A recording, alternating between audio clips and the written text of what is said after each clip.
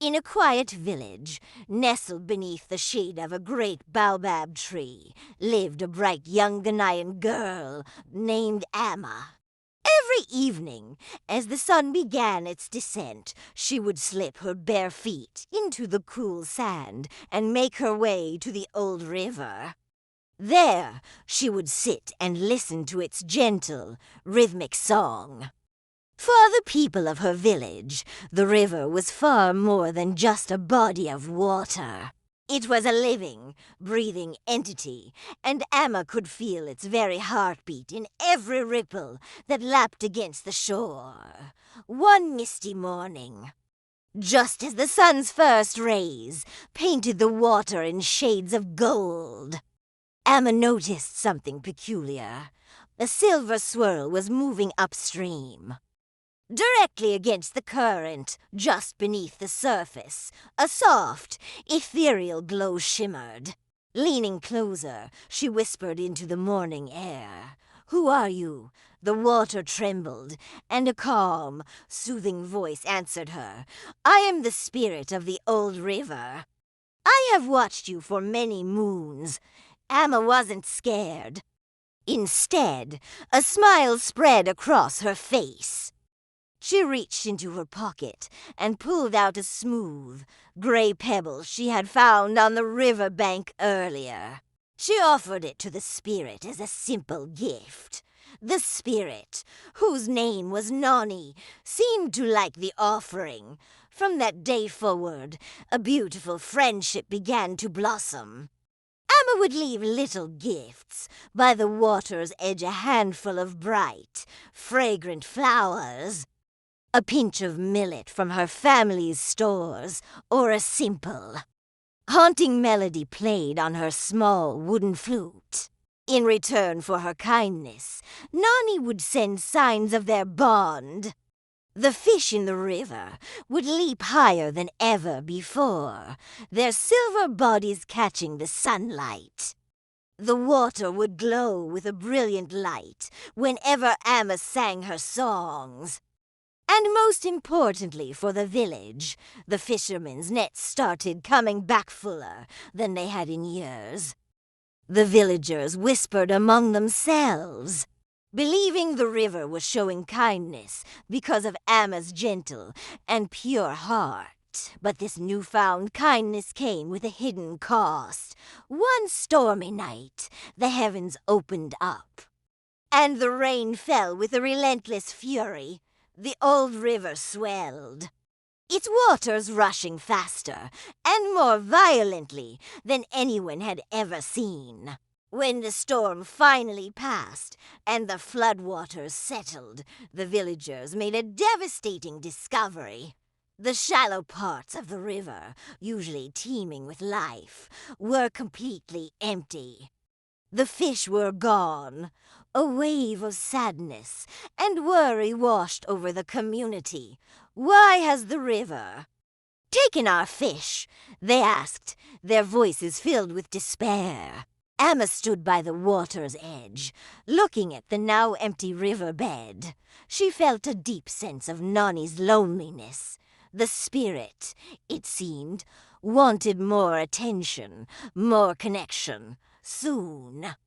Nani's wishes grew louder, more demanding. "Bring me a golden coin," the water murmured one day. "Sing for me at sunrise," it commanded another. Amma tried her best to fulfill these requests. Each time she did, the river would react in strange and wondrous ways. A bright, rare fish, shining like a living jewel, appeared in the water, and the villagers cheered at the sight. Yet, these marvels were accompanied by unsettling changes.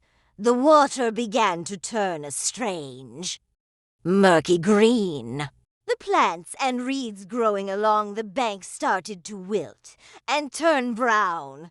The delicate balance of the river was breaking.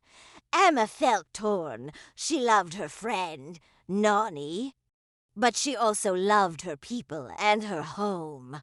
Her heart ached with confusion. She sat by the river, tears streaming down her face, and cried out, "What should I do?" The water swirled gently around her feet, and Nani's voice came to her, softer than before. "I only wanted a friend," the spirit whispered. "I did not know my wishes could cause such harm."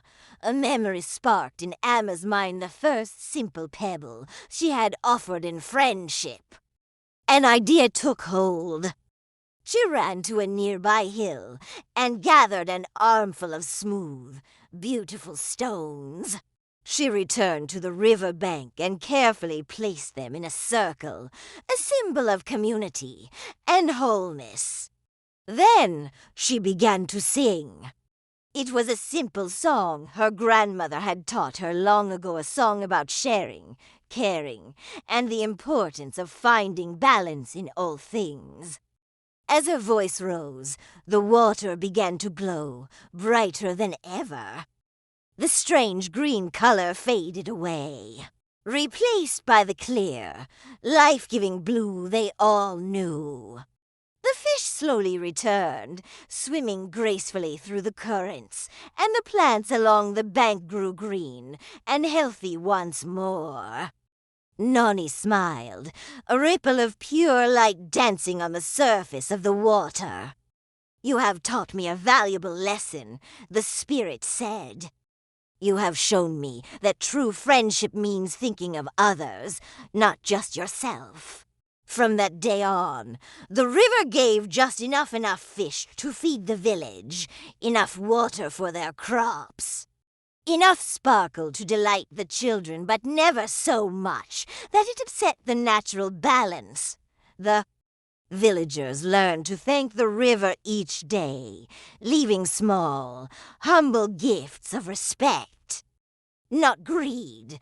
They told stories of the girl who talked to the river, passing down the legend of Amma and the spirit Nani. Children would often sit on the circle of smooth stones, listening to the water's gentle whisper, hoping to catch a hint of Nani's kind and gentle voice. And Amma? She grew up to become the village storyteller, her voice carrying the wisdom of the river. She reminded everyone, young and old, that even the biggest, most powerful forces in the world can be gentle and kind as long as we remember to listen with our hearts. Thanks for watching our story today.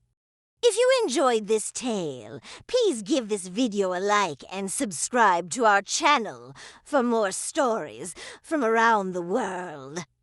We'd love to hear your thoughts in the comments below. See you next time.